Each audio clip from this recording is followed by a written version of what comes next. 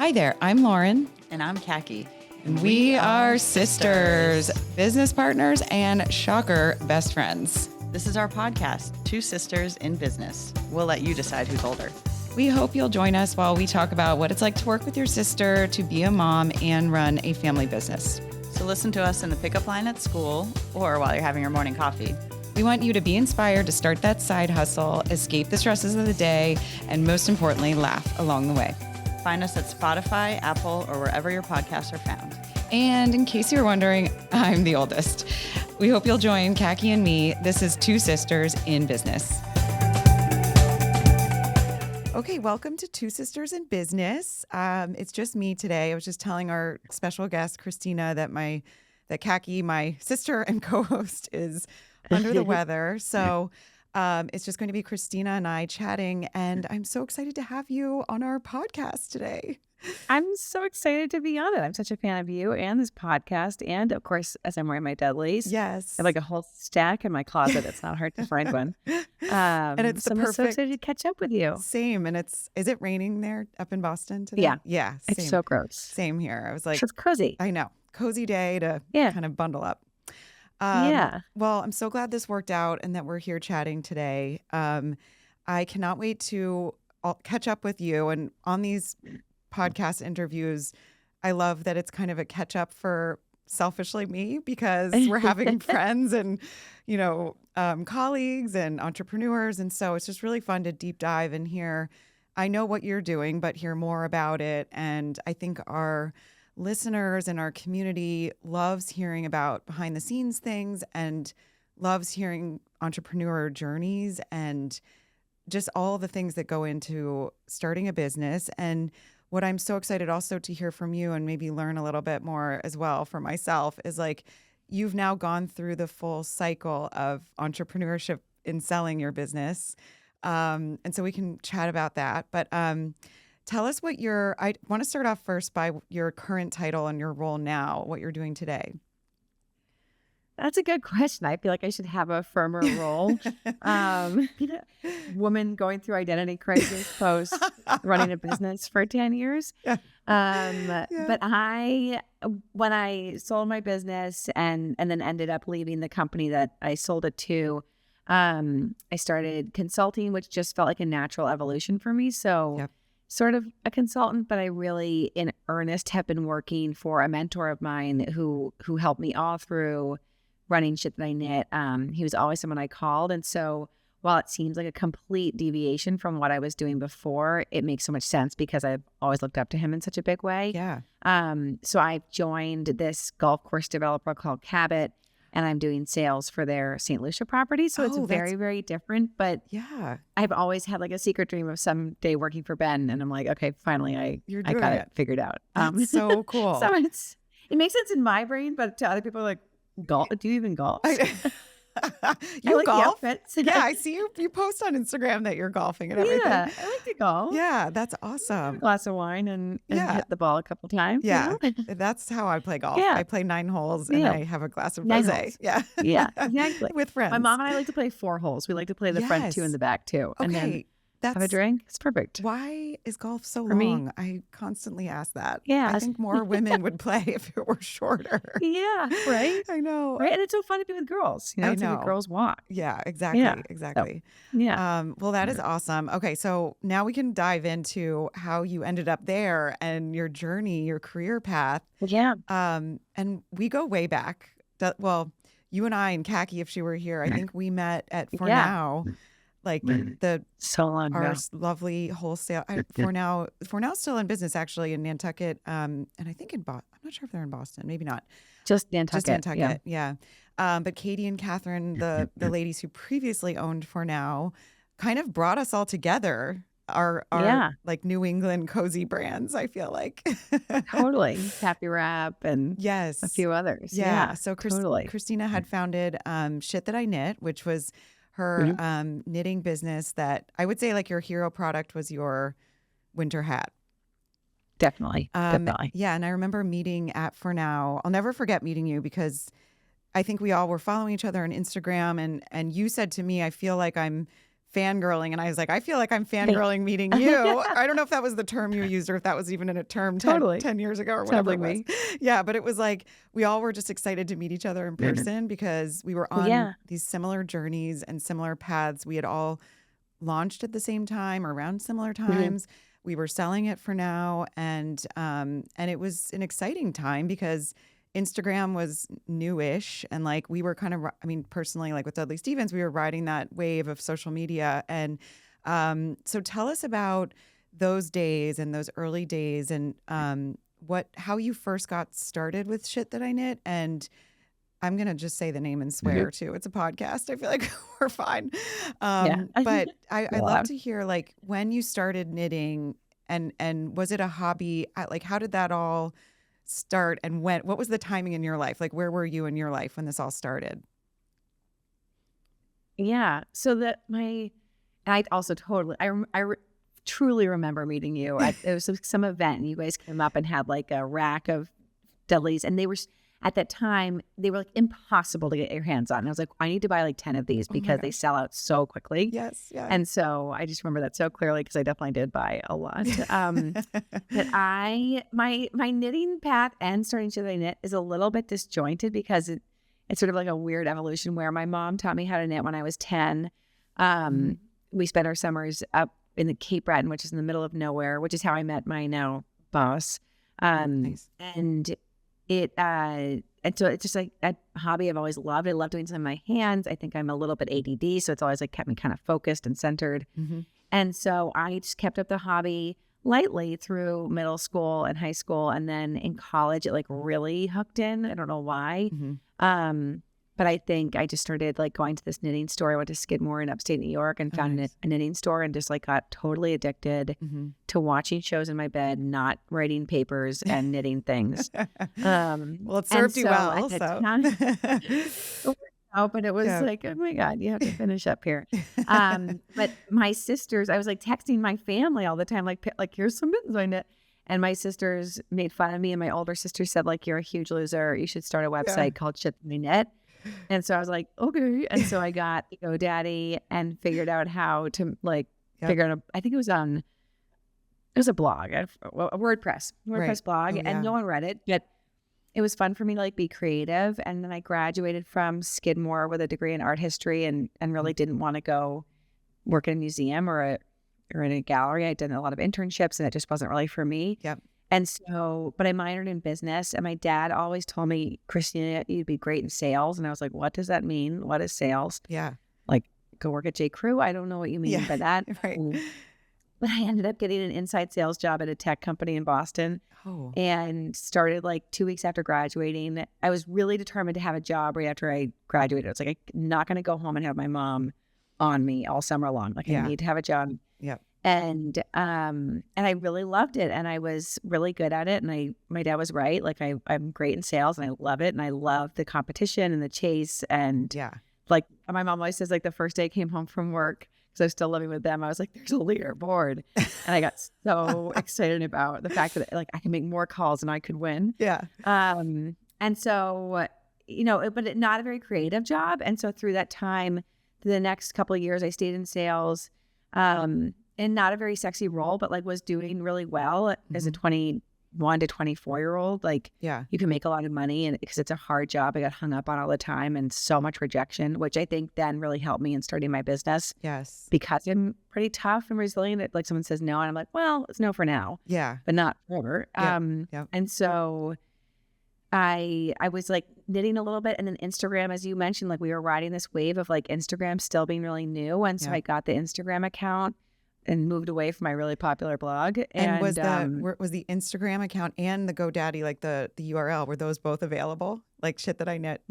That's great. Okay. So it was like yours from the start. I've owned shitthatIknit.com since like 2011 or 2012. Amazing. And then, the Instagram was not hard to get and no one else was really on it. And so it was really easy to build a following. I mean, now when people come to me for advice on Instagram, I'm like, I don't feel comfortable giving advice because it's so different and so much harder to get attention. It is. Back then it was like truly free advertising. Like you could post one still photo and get like 1,000 likes and attention and sales Yeah. from it. Like Yeah. it was a Yeah. different time. Yeah. It was amazing. And really for the first like 3 or 4 years of running my business, I did not spend $1 on marketing. It No. was all on Instagram. Yep. I mean, I would do photo shoots and like other things like that, but nothing was spent on traditional advertising. It was all Instagram. Right. Wait, so what year which was is this when you were really like on Instagram? This was like 2014, 2015. And it was Yeah. really just like a side fun thing for me to do. And I wasn't selling anything, but people at work and my friends kept asking like, can I get something? Will you make me something? I'm like, well, how do I sell you something? This is kind of an expensive Right. thing to just gift to people. And so I signed up for a market in Boston in October of 2015. And that market went so well. My mom and I knit all summer long. Well, I forced my mom to knit for me all summer long. So we could have a little inventory, and then That was what I was going to ask. Yeah. Like who was, how did you were physically, you and your mom were physically making them? Yes, like everything. And they were not good. Like it was not anything impressive. I'm sure they were so cute though. It was like, no, it's like it was like random assortment of things. And like I got like little craft paper tags and stamps, like SHIT, like I stamped all out for my tags, and I have Vistaprint sign, and a little square reader. Yep. And showed it to this market in October of 15, and it was like, I'm so weird. Like I'm in my 20s, like at this weird market with my mom. Like, what am I doing? Wait, where was the market? Was it in Boston? It was in Boston. It's called SOA. They still do it today. It's on Sundays, and they do a big holiday market now. Awesome. And it's amazing. It's a great way to get your name out there, and people go after brunch and shop around. Like people are like, I got my first hat at SOA. Like I remember meeting you there. Cute. But it was at that market that like I just sort of noticed people walking by and like nudging their friends and saying like "should I knit" and laughing, and hearkening back to the business classes I had taken in college and thinking it's all about brand, it's all about customer like perceived value.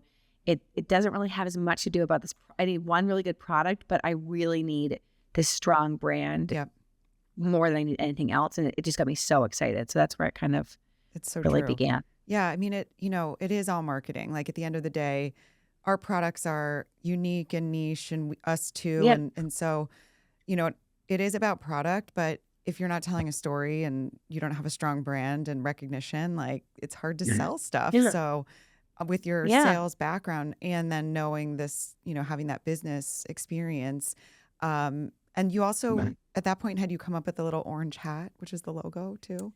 Or At that point, I had these like other tags that I had bought on Etsy, but it was similar. I ended up taking this tag and then like really changing it to make my stick girl. I actually have a little necklace on that's like so of her now. Oh my gosh, adorable. But it was like I had like an idea of it, and then it evolved, which I then sent that logo, this like sort of Etsy weird thing, to 99 Designs, which was this like website where you could get a logo for $99. No way. I've never heard of that. I never changed my logo. Like, oh my gosh. Does that website, that's like such a good little hack for people that are getting started out. Yeah. If it still exists. It's like different graphic designers, like probably, all over the world just compete for your work. And some of them are really weird. And then I could like tweak it a little bit. And I think it was like all said and done like $100. And I never changed it. Like that I is never. Incredible. Yeah. Thing. So we like commissioned or hired a graphic designer at the time to do our pineapple, and it also since then hasn't changed, which is so funny. So we share that in common for sure. Yes, love that. Okay, so you do the mart, and you and your mom are making everything, which I absolutely love, and our mom also has been involved since the start. So I always love seeing your mom. What didn't you call her, like chief mom chief mom? Chief mom officer. Yeah, chief mom officer. Yeah. It's so cute because they're like our biggest supporters, and then they help too. Like they're not only, I don't know, it's so wonderful. So where did you guys, what was your next step in terms of like both scaling, and what I love about what you're posting about now on your Substack and your Instagram is how you've never been afraid to pick up the phone and call somebody or email somebody. And I'm inspired by you talking about that, because I have a hard time with that sometimes. And it's really hard to like sell yourself too, like you have to really be vulnerable. So how did you, and I think those skills work not only just for sales and like being at this market, right? And like selling someone a hat, like it also pertains to finding the right supply chain and production. You have to pick up the phone, right? And you have to make a phone Yep. call. So Yeah. what did you Yeah. guys do next? Like, what was because you obviously, like, if you want to scale and keep selling, like, you and your mom making this stuff can only go so far, right? So Yeah. did you, like, Right. how soon Right. into it did you start looking for other production and supply chain and all of that? So after that market, we did 2 weekends, pretty much sold out of most of what we had. A cute store in the South End picked us up. People were wanting stuff for the holidays, and we couldn't keep up with demand. And so I'll keep this part short because it's like such a small part of the story, but I actually had a team of women in Boston knit for me for that winter. Oh, nice. So I posted on Instagram saying, like, do you like to stay on a Friday night and knit rather than go out? And I figured I'd get like a lot of older women. I don't know why that they'd be on Instagram at the time, but Yeah. I figured the older people who wanted to knit for me, but it was really all women in their 20s and 30s Oh my who gosh. were similar to me and just addicted to knitting on their way to work. And so I actually had like a whole season of people who when women would come to my parents' house, pick up yarn, go home, knit products, and I would pay them piecework. Amazing. And we ended up doing a Kickstarter that following fall. I ended up quitting my job because I was like, I have, followers on Instagram, I have sales, I have this team, I want to give myself a shot. Yep. And then after that Kickstarter, which was really successful, and we built up inventory, and the team in Boston was so great and so cute, but not scalable, and was Right. taking up so much of my headspace to like manage and do quality Yes. control. Yep. I really had to take a hard look at it and make the decision to outsource. And so to your point, like I remember sitting on my computer on like a Tuesday night and was like, I need to figure this out. I Googled like how to find like knitters Right. in Peru because I was getting my yarn from Peru and just figured I'd give it a shot, Yep. and found this nonprofit that connects artisans to brands, and Wow. cold called this woman. I was like, how do you do this? Yeah. Like, what do you do? Like, how does this work? Yeah. And Cold call too. like, Yeah. I was like, hey, I'm Yeah. Christina. Can you help my me? name's Karen. I like still have her email. Yeah. And she was so nice, and she connected me to the group we worked with for 10 years. Like Wow. it just, again, just like worked out That's where incredible. it was a company in Lima where they were also selling finished goods, but they had so many knitters and they didn't have the demand on their business. So they were like, we can find other brands who need this type of knitting. And so I ended up sending like all of my money, my very small amount of life savings, down to Amazing. Yeah. Peru one fall and placed our first order. And then my mom and I ended up going that September to like see the end of the production. Yeah. And it was amazing. And then that's how it all began. And we really grew together. Like it went from them being really, really small. They're a huge company now. They service major brands. Wow. And you but were one of they- their first like big clients? Yeah. That's so Yeah. cool. And they're so dedicated to supporting women and supporting mothers. Though this type of work in Peru allows women to stay home with their kids and bring in an income. And so for me to move it from like me doing it to like seeing everyone making it in Boston, I needed it to be tangible. I needed it to have meaning. I knew that if I moved it to China, it was going to lose my brand equity. Like it needed to have something good behind it. Yeah. And so while we paid a lot more for the product, I think it really resonated with our customers that we were supporting other women who were being paid fair wage and, weren't in some factory. So Right. that was always really I even important to me. remember when you and your mom went, and I remember seeing you guys post about that on Yeah. Instagram, and it looked so inspiring. It was so and, fun. yeah, and you like made like real change for this community, like Yeah. it's No, it was really cool. yeah. And I'm not like I'm such a do-gooder. I always meant to do this. Like it was always like about like being a good business, but like then I'd go down there and just like the tears, it just was so emotional to hear their stories and how like not even just like the money, but also like the sisterhood of getting together and knitting together and supporting one another and learning and feeling empowered. And some of these women were doing so well that they were buying that house next to them to like create their own workshop, and their husbands were the head of quality control. Wow. Like they were serious entrepreneurs. And so that was really important to me. And also there's on like the topic of my mom and I going down, she always laughs at like, she's on my budget. So she'd be like, oh God, like where do you stay? One time we stayed like, it wasn't even a full bed. Like we were like together. Right. Like, You're like, we're on a startup budget. Like we are scrappy. So like, do you think Dad can get us a different hotel room? This is not you're right. like, nope. Could have scared. Like, nope. That's so funny because I feel She was like, game. She was yeah, fun. like as a mom, like, and our mom would say this too, like sometimes I'm sure they're surprised like where their kids take them. Like in life where you're like, all of a sudden you find yourself here and you're like, how did we get here? Like, oh my God, that's so cool. Here. Yeah. Like one year, the two of us went to this trade show. One year we went to like on this Western tour together, just the two of us. And we drove all over to every single ski mountain and had the funniest time and did hotels tonight every night. And like, just, I'm sure she was like, what on earth am I doing? My daughter's nuts. But we had so much fun together. And she was in for the, wait, so she also can knit too, obviously. Like she taught you said when you were 10. Yeah. But she taught me, but she will tell you that I fired her from knitting because she's a loose knitter. And so her hats were always so big. And I'd be like, Mom, this hat's huge. And she's like, she fired me. Yeah. Like I was brought on for other things then. You're like, we need you in other areas. Leper. Yeah. Yeah, exactly. Yeah. She always will very self-demeaning. I'm like, no, you were like number one support. Yeah. Number one strategize. Emotional, physical, hands-on support. Yeah.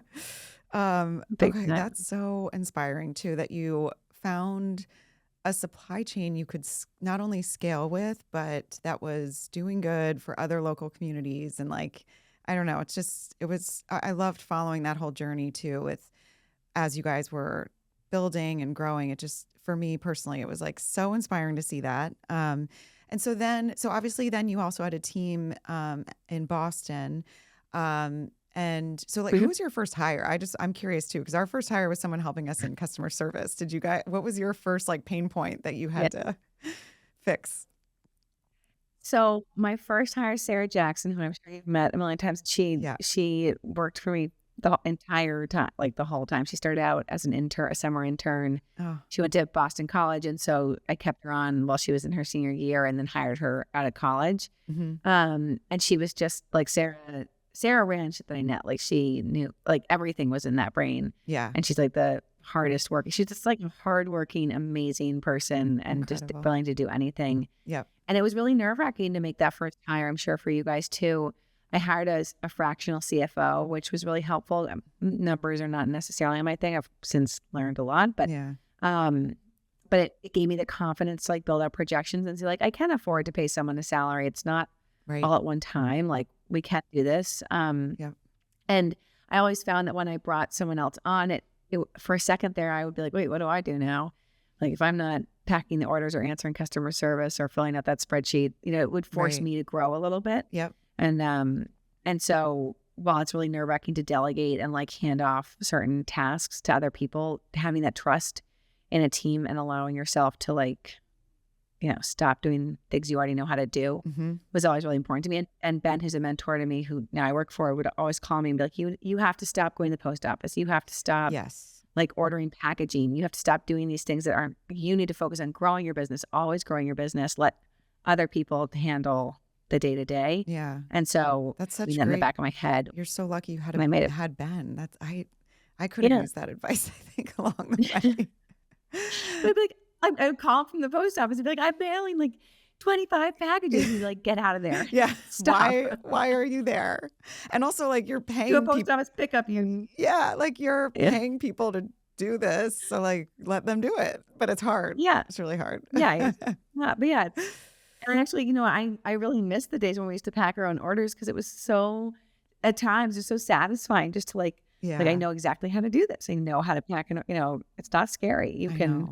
I know. You can finish a task. Yeah, exactly. I know. Yesterday I was at our office alone, and I found myself with a podcast on organizing all of our new samples into color coordinated, and I don't do that often because we have a team of we have ladies that do it, but I was like, it's so fun to like be with the product, like you forget what you're doing. Yeah. And you're like, wait, I love all this so much. So I know what you mean by packing and just so like, staying connected with it.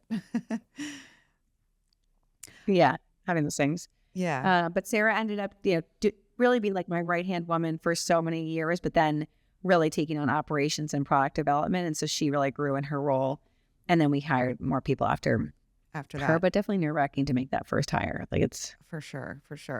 Yeah. And then I also think about too, like you guys expanded doing pop-ups and holiday shows. Like you started with that market, but what was very memorable for me was when you guys had your New York City pop up, and we did a little trunk show with you guys one day, and we came into the city, and Yeah. it was so, your pop up there was so adorable, and you guys really did like activations like that so well too, like because your brand was so noticeable and memorable and distinct, like everything just came to life so well, and like all the colors and everything. And where else did you guys do pop-ups? Did you did them in Boston too, or?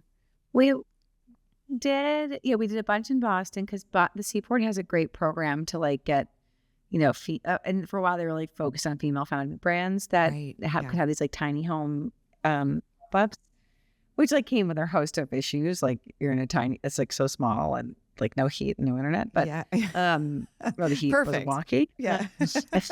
In the middle of winter. Like going to New York was always great. I mean, we would always kind of plan to break even on a project like that. Like it was really more about marketing than about sales. Yeah. And luckily by that time I had a great team who was so good at like merchandising and like you guys, just having that vision, because I'm not good at setting up a store, and I'm also terrible at working retail. As much as like I love sales, working retail is so hard, and I really didn't like random people coming in all the time. Yeah. It's sort of exhausting. My sister and so I never wanted like a full-time store. Yeah. Yeah. Sorry. We were just talking about how hard just retail like, is. I can't do it. Yeah.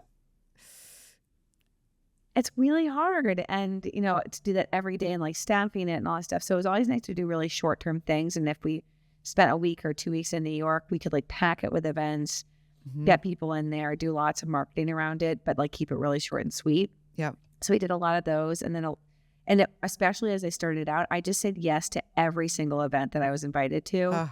I went to my fair share of events that I shouldn't have been at, but like I think saying yes and showing up and learning from those experiences was so key to future success, where you just be like, okay, like I do not have the right setup, or like we need to fix certain things about our pricing. Like people getting that customer interaction was so important early on. So I would always go and like stand in a store for half a day and like cry after. I'd be like, that was so lame. So, like that not go well, but it's exhausting. It's it's really hard. And it's hard it's like your product and your baby, and then you hear something like, oh, it's too expensive or whatever. And so it's A, not easy for that. And then B, it's very tiring to stand and chat all day. It's like, that's exhausting. Yeah, it is. I mean, I went to my first really big event I did, and then we ended up doing it pretty much every year. It was this huge ski race at Killington, the World Cup race, which is the day after Thanksgiving every year. And like, it's so fun for the spectators, especially if like you're already in Vermont, but like to sell there, showing up at like 5 a.m, the morning after Thanksgiving. I went with my husband, we're just dating our first year, and I had like this terrible tent, and like you don't really know where you're going, and like it's freezing out and snowing, the wind's blowing. Oh my gosh. We did so well there, but it was like just having I would show up with like a terrible stomach ache. Like, I'm so nervous for this. Yeah. Why am I doing this? Let's turn around. And then you do it. Like, okay, I'm really glad I accomplished that. Yep. I learned a lot. I'm exhausted and needed a hot bath, but like, but you did it. Those like really gritty, like times were so key. I can miss like early days. Yeah. The early days. And like, I think what you said too is so hard to do, but like always good as a reminder, like just to say yes. Like when you're like Khaki and I have talked about this on the podcast before, like in certain phases and like eras of life, like I'm saying yes to everything. And in certain phases, I'm saying no. And like, I'm finding myself in a yes phase right now. I don't know why, but but there have been times over the 10 years, and I'm sure you feel that way too, where like, you just can't do it. Like there's other things to focus on. There's other stresses. Like, it becomes a lot, but those like scrappy early days, like we also were saying yes to everything. And as like business, when you're running a business, there's so many other things to focus on. But like you just said, like sometimes those in-person things just can be so beneficial. And well, you can sell too, like you can make revenue, but you can also learn and get new customers. I don't know. So there's a lot to be said about saying yes to those in-person things, as hard as they are. It's so crazy. And saying yes before you truly feel ready. I think so many people who are starting a business will be like, well, I'm not ready for that. Like, it's not perfect yet. Or I don't I don't really know how to do that. And it's like, well, you're going to learn and you're going to learn by fire, and it's going to be awful. And like, you are going to be staying, like, I think at the first Killington race, I forgot a tablecloth. I had to go steal a black tablecloth from the like food and beverage center. I was like, oh my God, I don't have a tablecloth. I have a table. I think it like had beer spilled all over. Whatever, we need a tablecloth. But like you learn. You have to say yes to things and be okay with it not being perfect, and then the next time you'll improve. So I think or it's like launching a website. Like, it's not going to be great the first time, but just do it. Say yes and do it. And learn. Get going. So the perfection thing, like in entrepreneurship, like nothing's ever going to be perfect. So you just have to like dive in. One other thing too that I had written down in my notes that I sent over to you, because I think a lot of like Instagram's different now, right? And you know, campaigns and all of these things that we do now are so different. I'm still trying to figure it out, but like I'll never forget when you had your, I want to say it was like viral, like and I don't know if it was during COVID or not, but it was encouraging ladies to wear a bathing suit and go out in the snow and like take a picture with their hat on and their shit that I knit hat. And it was such a smart campaign. And I just remember every time I saw it come up in my feed, I was smiling because it was like, you know, two young girls in their bikinis with like popping a bottle of champagne and their shit that I knit hats on. And it's, you know, just 10 feet of snow or, you know, feet of snow behind them. So did you like, was that during COVID? And like, how did that all come about? Because I thought it was such a genius campaign. That was so fun, especially the first one. That was pre-COVID, and really, I taught some like cute high school class the other day, and I was thinking about pre-COVID. No one really worked from home yet, and so if there was a snow day, it was like truly a snow day. Like, it wasn't like, well, I'm just gonna get on my computer and work anyway. And we had a couple winters in Boston that were called like Snowmageddon, where like it was like every Monday was a snow day. And people just like went skiing in Beacon Hill, and it was just tons of fun. And so that was totally like a zany idea of mine. I went outside, had Alex like take pictures of me in my bathing suit. I was like, it's bikinis and beanies. And what my favorite part of that though was that like we got women of all shapes and sizes. Like, there was no like, I don't know, it was just like fun. It was meant to just be like really fun, like roll around in the snow. I think we picked winners to like win a hat. And so like one woman was like driving her tractor with her son on a sled in the back. I was like, this is just hilarious. This is so fun. And so I loved doing stuff like that. That was like just being really silly and going for it. And it really took off. Like, we got like hundreds of people that go out and roll around in the snow. I mean, to win a stupid hat. Convincing women to go out and take a picture in their bathing suit and post on Instagram, like, you're winning. Like, they're listening, and they're in part like of the very pale. in the middle of winter. Like, that to me is like the epitome of like a community that you built. Like, these women were like, loved you, loved following you, like loved the brand and the product. And I just think it hit on all, you know, like marketing speak, like it checked every box, like of how you want to reach people and keep and build a community. Yeah. Well, similar to Dudley Stevens. I mean, it's just like having these really strong communities. Like, you can tell with Dudley too, it's just like people are so in love with the product, so in love with you and khaki, like so in love with the story that like they want to be a part of it. And I always, from like a marketing side, not really intentionally and not to be like weird about it, but like loved bringing people in on the like back end and be like, here's the actual mess that's going on behind the scenes, or like, here are the struggles of running a business, or here's our wins. Like, I'm so excited to share with you, and making people feel like they were a part of it because they weren't part of it. Like, especially in the early days, like those staunch supporters, that word of mouth marketing was so crucial to our success. And so we really like, I loved that like people would walk down the street with their hats on, like kind of like wave to each other, like, oh, you got one too. So cute. Like, it just kind of became like this cute stick community. So that's great. And very supportive, like very nice group. And I always wanted to be nice. And I felt we were that way on Instagram. We were that way when you met the team at an event, or you met with us over Zoom to talk about a partnership. Like, everyone, it's very nice and energetic and enthusiastic and willing to like go right up to someone and saying like, I'm such a fan of you. I don't know, just to be like a good community of women was always really important to me. Yeah. Well, I mean, that definitely rang through on all of that, like on Instagram and everything. So now we're into like getting into years towards COVID.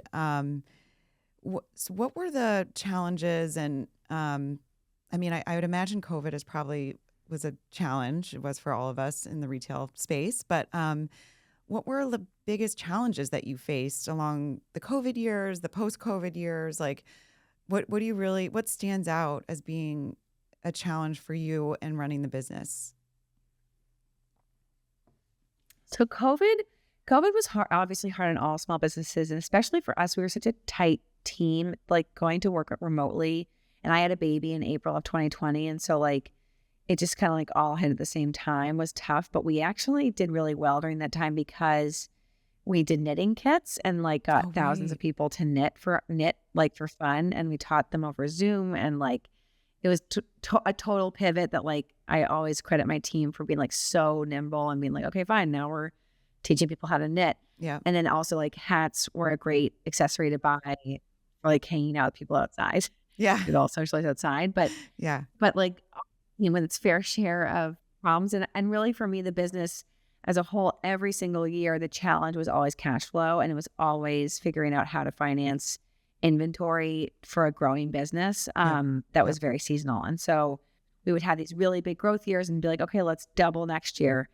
And be like, but it's like, okay, but then we had this huge drop off in sales between February and August, and it doesn't pick really back up until November.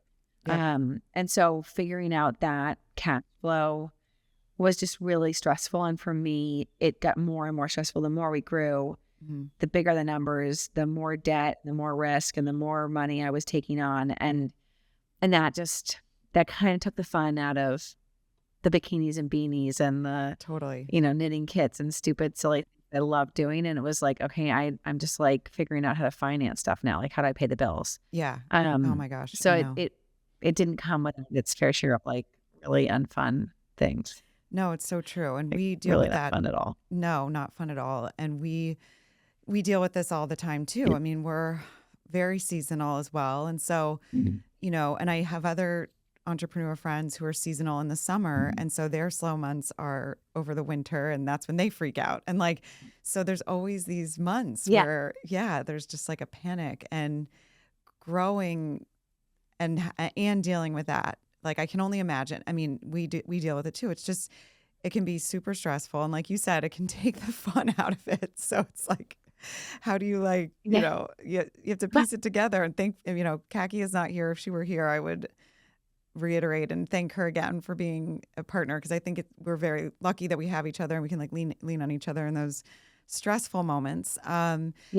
So, and I do think that post-COVID, we're in a much different world now. I think that the direct-to-consumer, like e-commerce thing, there was such a boom during those years. And so as small businesses and as seasonal businesses, like it's been challenging since 2023, 2022. And we have felt that for sure. And so anyway, so I what you're saying resonates very much so, because it's not an easy task. It's not easy. Yeah. And you hire these people to do the fun stuff. You're like, oh, you get to like map out the store or pick out the new products or, you know, design them or, you know, come up with a social media angle. And I'm like, okay, I'm dealing with like HR and financing and paying bills on time. And, you know, you just get to a certain point where it's very different look. And I envy you and Kaki for having each other. I think as much as like my mom and my husband and my dad and other people in my life were so crucial, it's still at the end of the day, the buck stopped at me. And like, just to be sort of like, oh, it's a lot of pressure, and not to have someone else to bounce ideas off of. Yeah. In that way, it's hard to be a solo founder. So. Well, and then, so. Always. Yeah, it's hard. And you wrote, first of all, if anyone's listening, I highly recommend subscribing to Christina's Substack as well, because you wrote the most beautiful, you wrote about the time, I guess a year ago from now or two, was it last winter that you were kind of reflecting on? It's last winter? Yeah. well, sort of 2 winters ago, was really going through it. Okay. Yeah. And then last winter, it was like out of the, yeah. Which Well, now seems like a really long time yesterday, ago. but a long time ago. Yeah, Years exactly. blend together. Yeah, they really do. Well, you very eloquently put into words that frustration and that like grind of like the holidays and being like a Q4 business, and I think there's so many businesses out there that go through this. So I just loved how you were so vulnerable and honest in that feeling of like, this kind of sucks, and it's like it can be really depressing too. It's like, Yeah. and it's hard to like It's stay like motivated and inspired and during all of that. So what was the Yeah. time? Yeah, when did you like you're so good at the cold calling and you were on the Today Show. Like I feel like you got yourself on the Today Show. Correct me if I'm wrong, but Well, no, really, Meg Taggart did, who was my head of PR at the time, but okay. Well, we always kept it in house, which was really fun. yes, but we've done a lot of our own PR, which has been great. yeah. So you hit all these major milestones that people dream of. I mean, all these amazing moments. But when did you really feel like, okay, I'm ready to sell the business, or was that not the first thought? Was it more like, maybe if it's out there, or did you like put your cold call saleswoman hat on and start trying to find someone to buy it? Like what was the first thought? Yeah. So we had come off of a winter that was, I guess must have been like 23, winter of like fall, like Q4 of 23. Mm-hmm. I think I'm really losing track of the years. It's really bad. I need to like write this down. Yeah. But it was like a flat year. We didn't grow very much as we had wanted to. And it's funny, I was talking to someone else the other day where you're like bummed you like grew 15%, but only because you didn't hit like a number that you arbitrarily set for yourself. Right. So anyway, oh my gosh, it's so but true. So it just wasn't a great year. And I was looking at the numbers, and we had just done this big partnership with the NFL that was really expensive. And I was like, I know that I'm going to have to go either raise more money this spring to keep going, or I'm going to have to go get more debt.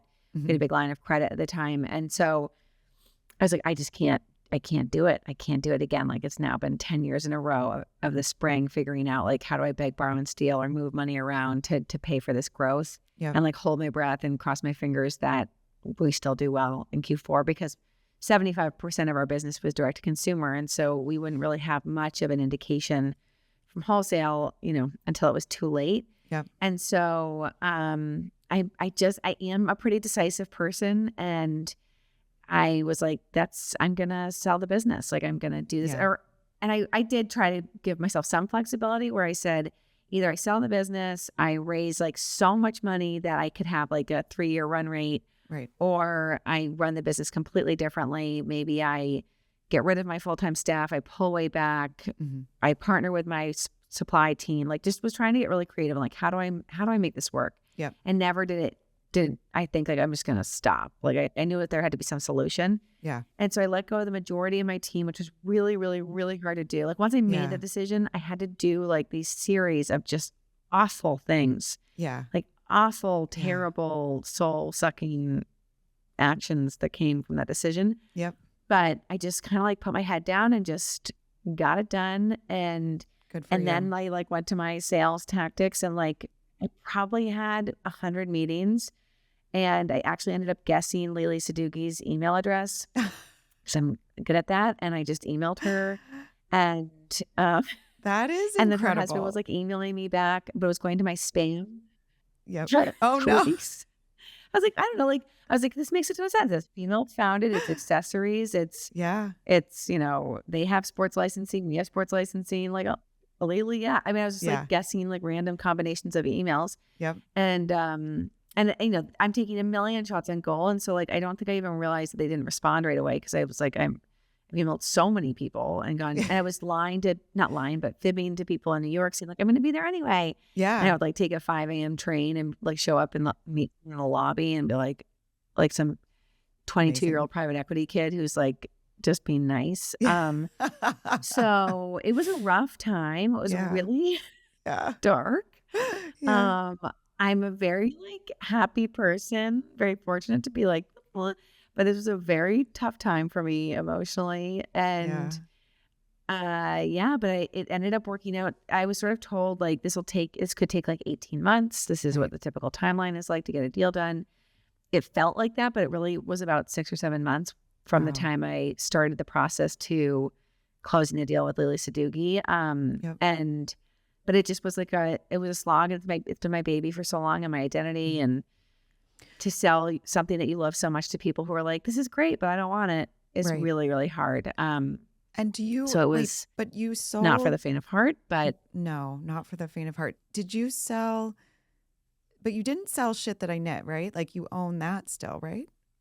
Or like the brand. I still own like our Instagram account, the brand, but they took over our production and our Got it. Yep. product line, our partnerships and other things like that. So Great. sort Okay. of like an interesting kind of structure, the deal. Yeah. That is, I love that though. I love But how I'm glad I you, was able to keep the Instagram. yeah, Yeah. I think it's really admirable and also unique that you did that. You were able to like sell it like that because that, like we were saying, your brand and like that identity, you still have it, which is so great. Yeah. Yeah. And really one thing that was important to me or that I was hopeful to keep was that our team in Peru would continue to be employed by whoever took over the next production. And so they still work with our team in Peru, which is great. Nice. That's So, awesome. well, it wasn't like, I think a lot of us as entrepreneurs, you like dream of someone like coming by and like, here's a check, like, Yeah. let's sign it. You know, you can I'll take your business and you can walk away and you'll be rich forever. And it's like this like really nice daydream. And it Yeah. doesn't really happen that way very often. And, No. I've talked to a lot of people who have sold their businesses now and they're like, I was warned. They're like, this will be the worst year of your life. Oh gosh. This is terrible what you're going to do. And I was like, I can handle it. Oh, And I was like, oh yeah, this is pretty rough. This is yeah. pretty terrible. But I mean, it's so made like, it out the other side. yeah, I feel like this is such a good conversation. I'm like so happy to be having it because people don't talk about this enough. Like there's such a like smoke and mirrors. We're all like in this business and we're going to sell and like ride off on our yachts and like, like it just doesn't happen like that. Like, yeah, like it's like, maybe it does. And the ones that it does happen for, they're talked about and they're in the media and they're, these powerhouse women or men that have like sold their businesses and retired. But like for most of us, it does not happen like that. And so, I hope you got financially what you felt good about and, you could like let go of this part of your life really and feel, good about it, that you like accomplished it. I mean, like if someone there are some days when I'm so down about Dudley Stevens, if someone knocked on the door and was like, here's a check, like I'd be like, write an amount, like I'll take whatever. Sure. There's days that are so hard that you're like, whatever the amount is or whatever. So, but that's such good advice that like that person gave you, which is like to go into it and just manage expectations that this is going to be very hard because these businesses are like our children in a way, like, which also congratulations. Congrats on your thanks. your third baby, right? Third baby. Yeah. That's so yeah. great. Which also like played a big role in this process. Like I think having 2 kids while starting a business, like it just like the hormones alone. I'm like, oh my God. Just like taking your eye off the ball while you're home with a newborn or like attempting to take a maternity leave. Like not exactly easy to run a business while you're in the midst of all that. So no. It was just a very busy 10 years for me personally, like a lot. Yeah. Which I'm sure if I were a guy, I wouldn't have had that. No. I wouldn't have had those like, oh my God, like right. Yeah. Weird moments. And like trying to have kids. It's just been like a real process. So yeah. And did your I think not enough people talking about it. Yeah. Oh, sorry. No, I was just gonna say, did your husband, he never worked for the company, right? Like has he always had his like a job of his own? Yeah. Yeah. Yes. But like the poor guy had to sit through so many conversations about shit like that. I mean, for so long, it was like my number one focus. And And really, like, in the heyday, it was like I would just sit on my phone all night long. I get home and be like, I'm going to be on Instagram all night. And that's when I was doing really well because I was like so dedicated. And you have kids, like, I can't be on my phone all the time, or like, I've got other priorities, or my priorities have shifted. And really, now when I'm having like moments of like, oh my God, what am I doing? I'm so used to like being this like driving force entrepreneur, like tapped in. And I'm like, when I was really in the thick of it and like really having a hard time, all I wanted to do was be with my kids. Like, all I wanted was like to be able to go pick them up from school and take them home and make dinner and go to bed. And so I have to like remind myself of like, in this moment, what are my priorities in this like season of life?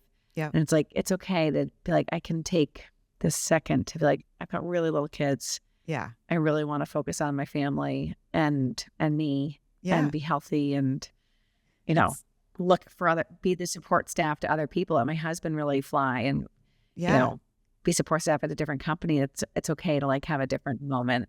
It's so sure true. I'll do something else another time. But I actually just went to this great talk with the woman who co-founded Kate Spade, and then founded Frances Valentine. And she was saying that like after they sold Kate Spade, she like went and was like the head of the board for her school PTA and like did the tennis team, and like, this is sounding awfully familiar. Yeah. They'd be like too gung ho on the school stuff. I'm like, be on the board. Sure, I'll do that. I'll be class mom. Yeah, exactly. Yeah, you're like, I know, and like going all in. Go all in on that. That's so great. So, do you ever? Well, on that note too, like, will you ever do it again? Like, would you ever start something again? Maybe like when the kids are older. Like, does that cross your mind every once in a while? It does. I feel like I'll just like something will come up. I think probably similar to you, where you're like in the thick of it, and I don't know.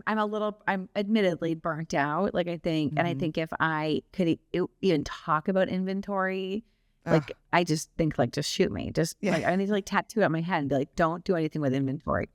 Like made to order, or like, or something like SaaS. Like what can I do that's not anything to do with physical goods that I need to sell? Yeah. Don't do it. Don't do it.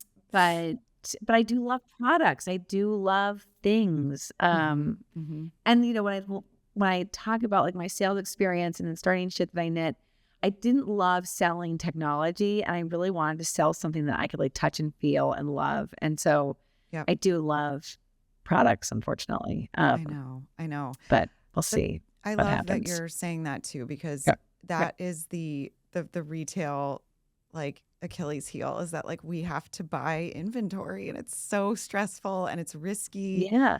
And it's expensive. And there have been over the 10 years we've been doing this, like we've had too much, style bombs and doesn't sell. And you're like, okay, great. Now we have 300 of those that aren't going to sell. Like these are the things that people don't talk about often enough. And like that people should know before they invest in inventory and start a company. Like there's real risk involved there. Right. And it's super stressful. And anyway, I want to thank you for your vulnerability and all of that, and like sharing it on your Substack, coming on the podcast today. Like, I just think that this message right now is so important, and it's, I think there's so much to be learned from all of that. And like, are you consulting also now as well? Or were you consulting? Yeah. Yes, I have. And I have been. And I'm realizing like really my number one strength is just like empowering women to be really shameless and ask for things. Like I'm like, I don't have like a ton of like hard skills, because I think, and you probably like, if you think about like, what would I do if I'd like apply for a job right now? Like what do I do as like the founder of a business or a like leader? I'm kind of like do a lot, but not deep. Like I don't have like a deep skill. At least that's how I felt. And now I'm like, I really like though empowering people to be like, let's email that person and see what they say. Like, why don't you email them again? Why don't you call them? Why don't you DM them? Why don't you figure out a way to get their attention, versus just assuming they don't want to hear from you because of some weird thing you've come up in your brain. So I'm loving like working with people who are sort of in the early stages of their business and be like, why not just go for it? Like, let's see who we know and how we can get this this new opportunity for you. So that's what I've been loving doing, just a little bit on the side. Just been fulfilling. I feel like you should be speaking about this publicly, like in forums. Like I almost picture like a TED talk of like you saying, because like what you built, like like when you think about it, like us too, like we created something from nothing. Like there was not a company there before, you know, like so, and it really takes that putting yourself out there. And for you and Khaki, like to your point about like some days are so tough, you would take $1. I'm sure if someone said, "I'll just take this all off your plate," like you can run off into the sunset and like, but you kind of have to like step back and be like, "Oh my God, not many people can do this. Like not many people have taken it this far, have grown this much, have overcome this crazy landscape." You know, not many people just keep on going. And that is one thing I've realized through a little bit of consulting, like certain people I just talk to casually. It's like, I don't know if you're willing to like put in this, like what you need to do to get it done, because it's a lot of work. Do you say that? And a lot of like delusional. Yeah. No, I don't say it, but I kind of like look it up a call and be like, you know, if you're not willing to like create a list of like 200 influencers and DM all of them and be like, hey, you want to try my fleece turtleneck? Like, then maybe you don't have like what it takes. Like it takes that. Yeah. Like when we got our Olympics deal, me and Meg, who was on my team for so long, who I loved, we literally DM'd every single Olympian. Like, oh my gosh. Just would get home on our computers, get a glass of wine, and DM Olympian. I was like, I'm fine to do this because I'm willing to like make it work. You just have to have that grit though, and that like perseverance, and not many people can do what you and Khaki have done, or all the other amazing female entrepreneurs who have kept it going. It's hard. It is, and I think that's a really important big accomplishment. Yeah, that's a really important message. I think that it's like, yes, everyone can do this, and like as women, we promote that amongst ourselves, right? Like if you want to, and we've been taught that from an early age, like you can be anyone you want to be, right? Like that mentality is very much prevalent in our generation too, thanks to the women that got us here. Like we can do anything, but I do think that there's that reality of like, okay, but what does it actually take? And like, what do you really need to do? And how much is going to need to be put into this? And there's that reality of that. And I think it's a good message too for other women getting started, or other women in the hard times of business and all that. Like there's a lot that is required, and that it'll pull from you. But anyway, I am so blown away by, your path and like the journey that you're on. I absolutely love following you. I always have, I think, and I love your message right now. I just think it's really powerful and inspiring. And I'm so glad that it's exciting to hear what you're doing now. And I have a feeling that you will probably do something else. I don't know why. I just think I can picture it. I know. I'll figure it out. But for now, it's like it is nice to be like, I just like love my kids are at such a fun stage right now. I'm like, I want to eat them. They're so cute. I'm just like, like 5 and 2.5. They're just like so much fun. And I'm like, this is just. I know I'm about to go like back into the trenches and probably like, oh my God, get me out of here. But no. But yeah, it's a fun stage of life for now. But sure, at some point, something will adjust. I know. I mean, and I'll have some other crazy, stupid idea. That my life. My kids are 8. Like my son is 9. Because sometimes you have these really bad days, and I'll be like, no, like my son being 9, like you start to think about, okay, wait, they're not gonna, want to hang out with me anymore soon. So like, where you are is such a sweet time. Like you said, I think it is. It's like you don't want to miss anything. Yeah. But you were saying, what were you saying before? Like, I get to pick up my daughter and go to gymnastics. Yeah. I was just saying, like, these ideas that you come up with, and you have these tough times. And I'm like, it's all for a stupid hat. Like, like it's all I'm doing is selling hats at the end of the day. Like, I'm not. And I like have friends who are like surgeons, and I'm like, you are like literally saving people's lives all day. And I'm emailing about like, this pom-pom could go on this hat. And it's just, it's a funny to get like so passionate about this. Like, you take a step back and you're like, oh my God, I can't believe I'm losing sleep over Yeah. hats. No, But exactly. Yeah. I'm sure something will It's so change. true. Yeah. Well, thank you so much for doing this today. Will you tell everybody your Substack, your Instagram, like where they can follow you for future entrepreneur and just life advice, I feel like. Yeah. Yeah. So I have a website. It's just ChristinaPardy.com, which you can sign up for my Substack there.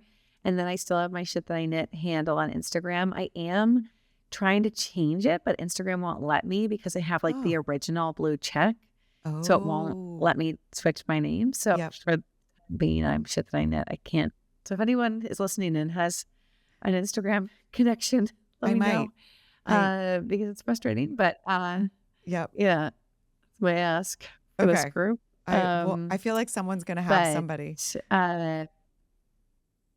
I guess someone's got to know someone, right? I Yeah. hear I'm asking for it right now. Yeah. And again, just having fun, like sharing life and reminiscing on Shit That I Knit stuff and sharing what I can with people who are starting out. So Great. yeah. And Well, thank you so much for having me. It's just been so much fun to catch up with you. I know. Same to you. And thank you again. And hopefully we'll be up to Boston soon and we'll let you know. Maybe we could grab a coffee or something. Love Great. that. I love that. All right. Thanks, Christina. Okay. Thanks.